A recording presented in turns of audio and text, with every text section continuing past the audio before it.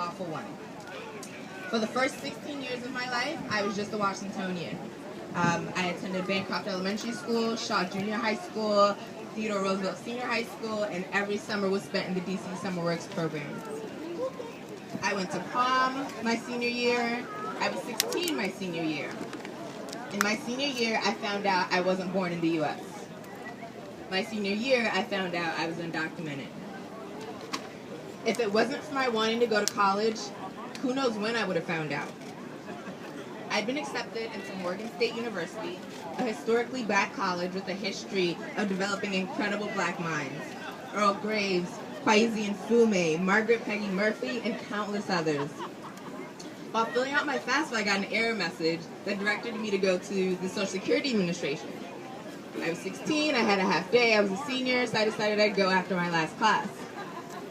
So at 16, I show up at downtown the Social Security Administration, and I had a complete and total stranger look at the computer screen, look over at me, and say, well, you're not American, of course you can't file FAFSA. And that's how I found out my status. I didn't understand what it meant. My mother couldn't give me anything other than, don't tell anyone. If you tell anyone, they'll come and they'll take you away. So instantly, I linked my existence to shame and fear. If I had to hide and keep it a secret, then it must be wrong, right? I must be wrong. I was ashamed, terrified, and completely alone. There weren't people who looked like me on the immigration front lines. No one I could pose my questions to. I was at an age where identity was everything, and I felt like I had none. This is the story of thousands of undocumented black youth in America.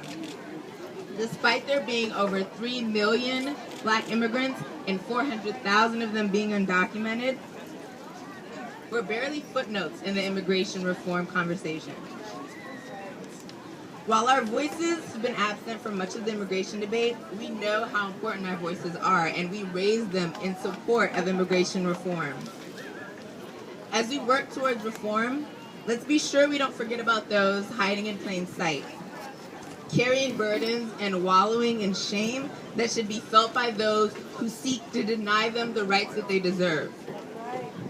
We not only unite in the fight, we unite in the care and the healing of our communities. This is my coming out. I'm not hiding. I'm not afraid.